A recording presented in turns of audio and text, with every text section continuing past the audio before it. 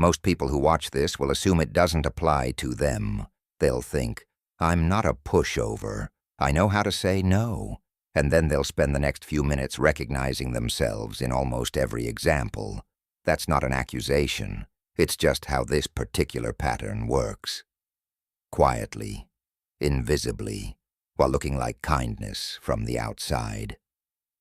When you constantly manage how other people feel, you are not actually being kind.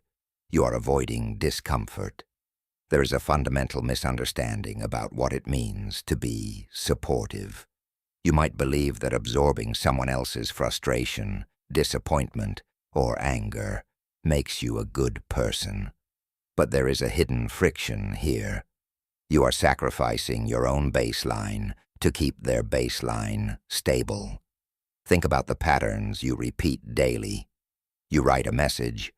You then spend 5 minutes rewriting it to make sure it doesn't sound offensive. You over-explain a simple decision so the other person doesn't react poorly. You say yes when your schedule is already full, simply because saying no would create a moment of interpersonal friction. These actions feel like emotional intelligence. They feel like empathy, but you have likely trained people to rely on your emotional labor. When you constantly adjust your behavior to prevent someone else from experiencing a negative emotion, you create a predictable system. In that system, their emotional regulation is outsourced to your cognitive load. This is what we're calling the emotional responsibility trap. The trap is built on an identity misinterpretation. You have linked your core self-worth to emotional compliance. You operate on the belief that your value in a relationship is measured by how seamlessly you prevent the other person from feeling upset. But that's an illusion of control. Every social interaction requires cognitive resources. When you allocate those resources to predicting and neutralizing someone else's emotional state, you deplete your own executive function. Your personal systems break down because your energy is being allocated externally. This isn't empathy. Empathy is understanding someone's emotional state. What's actually happening here is a self-protection mechanism disguised as care. You are trying to control their reaction so you don't have to feel the internal pressure of their displeasure. To understand why this pattern is so difficult to break, you have to see the architecture keeping it in place. Your behavior is running on an approval avoidance loop. It starts with a prediction. Your brain runs a simulation, maps past interactions, and projects a worst-case scenario around a boundary you need to set. Immediately, you experience a spike in internal pressure. To relieve that pressure, you adjust your behavior. You silence your preference, soften your position, or absorb the task yourself. The immediate result is temporary relief. External harmony is achieved. The other person is content, and the awkward moment is bypassed. But the secondary result is internal resentment. You traded your long-term capacity for short-term comfort.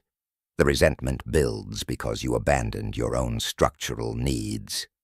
And the loop reinforces itself, creating a stronger learned pattern for the next encounter. And this is why setting boundaries feels selfish, but isn't. When you attempt to set a boundary, the internal pressure spikes. Your brain interprets that friction as a sign that you're doing something wrong. You assume the discomfort means you're being a bad friend, a poor partner, or an uncooperative colleague. But the discomfort is the system recalibrating. It is the friction of breaking a learned pattern.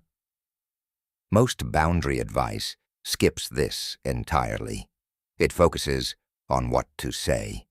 The actual work happens in the 2 seconds before you decide to say anything. In the moment you notice the spike and choose whether to treat it as a threat to respond to or a pattern to observe. That distinction is where the loop can actually be interrupted. Now here's what most communication advice misses completely. One of the common framing is that over-responsibility is a kindness problem, that you care too much and you need to care less. But that's not the mechanism. The mechanism is identity friction.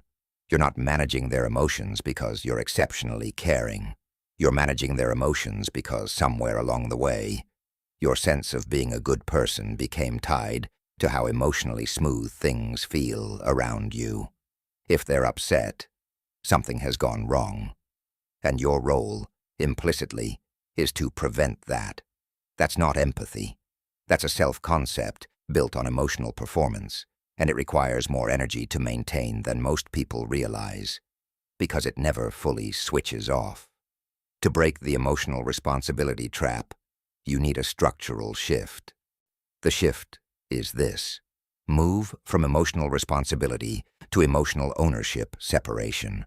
You are responsible for your actions.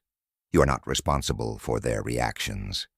That line sounds simple, but it runs directly against the identity structure most people in this pattern have built. Your brain will consistently map emotional self-protection onto emotional coldness, because that mapping makes the avoidance behavior feel justified. Once you can see that mapping for what it is, a cognitive shortcut, not a moral truth, the language actually becomes available. Here's what that language looks like in practice. When you soften your language excessively, you invite negotiation. You signal that your position is flexible if enough emotional pressure is applied. A neutral tone removes your internal pressure from the equation entirely. When you apologize for a boundary, you inject guilt into the exchange. Guilt is an invitation for the other person to push harder. Instead of over-explaining or apologizing, use separation frameworks. If someone is disappointed by your position, you don't need to fix that disappointment. You say, "I understand how you feel, and I'm still choosing this." That acknowledges their state without taking ownership of it. If someone expects you to absorb their distress and manage it for them, you say, "That's not something I can take on." No apology, no justification. Your brain protects comfort before it protects truth. It will tell you these phrases are harsh. They aren't. Clear language creates clear boundaries. The neutral tone does more work than the words. And it only comes from actually believing that their discomfort is theirs to process, that not yours to prevent. There is one more layer here that most people don't anticipate. When you start using these frameworks, people will resist. They'll push back. Some will accuse you of being distant or cold. This isn't evidence that you've made a mistake. It's a predictable response to a system being disrupted. In any social dynamic, balance is maintained through established roles. You have occupied the role of the shock absorber. When that role changes, the other person experiences the friction of their own unmanaged emotions, possibly for the first time in the relationship. If you've spent months or years cushioning their emotions, they have lost the habit of self-regulation. Over-responsibility trains others to avoid emotional accountability. When you stop doing the work for them, they experience friction. Their resistance is not proof that you made a mistake. It is proof that the old system is breaking down. Expect the social friction. Normalize it. Discomfort at this stage is a feature of system recalibration, not a failure of your communication. When you withdraw your emotional labor, the other person is forced to process their own internal pressure. You are returning their emotional property to them. You cannot control how people respond to that. If they choose to be angry, that is their emotional property. Allow them to hold it. What changes on your side is the cognitive bandwidth you recover. Bandwidth that was running quietly in the background every time you calculated how a message might land, or whether a response might upset someone, or how to phrase a truth to make it easier to receive. That bandwidth doesn't disappear. It redirects. The identity shift that makes this sustainable isn't I care less. It's, I manage my response, not their experience. That's a different job description entirely. You don't manage people. You manage your boundaries within the relationship. And while internal pressure makes it difficult to hold these lines at first, external factors play a significant role as well. Because most people don't realize how their environment trained this behavior in the first place, and why that matters more than the language you use.